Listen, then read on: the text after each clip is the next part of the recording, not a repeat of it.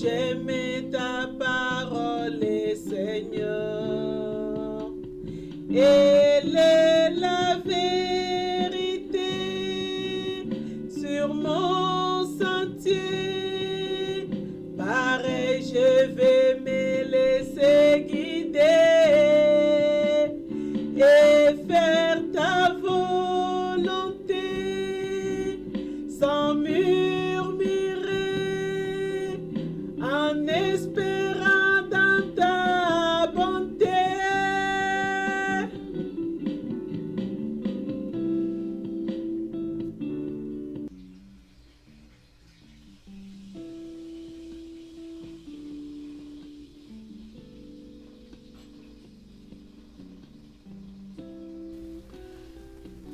Mercredi 3 novembre.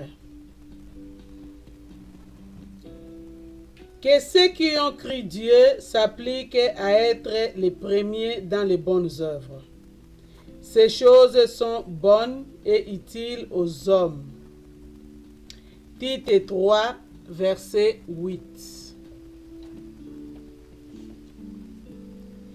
Les devoirs sociaux du chrétien.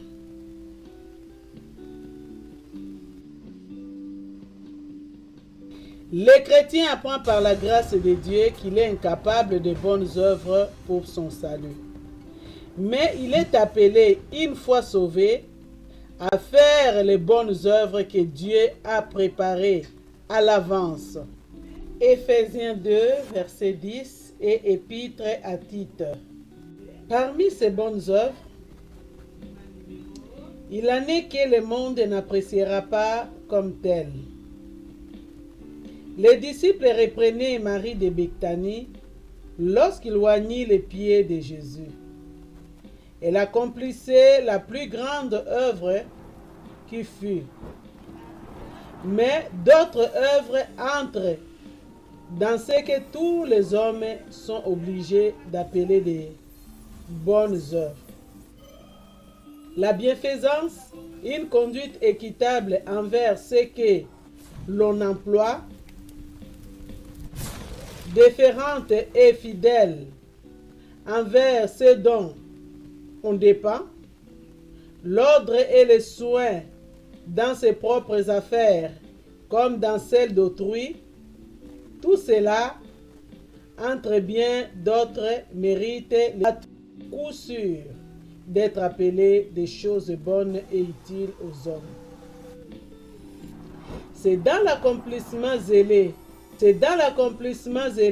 et joyeux de ses devoirs des passagers sur la terre que, si humble et modeste soit-il, le chrétien tout à la fois honorera son maître,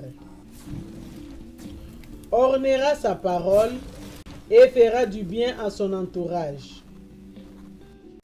Il n'a pas pour cela à se départir de l'attitude qui celle lui est prescrite, la séparation du monde et la simple confiance en Dieu.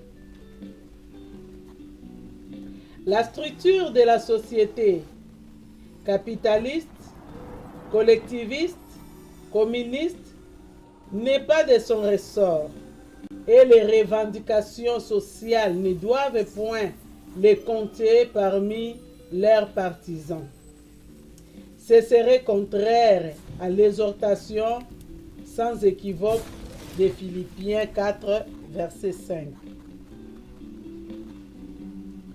Qu'il soit étranger à toute injustice, prêt à toute action humanitaire, réfractaire à ces passionnés qui si souvent entraînent les foules, et son action sociale sera beaucoup plus forte qu'il ne le suppose.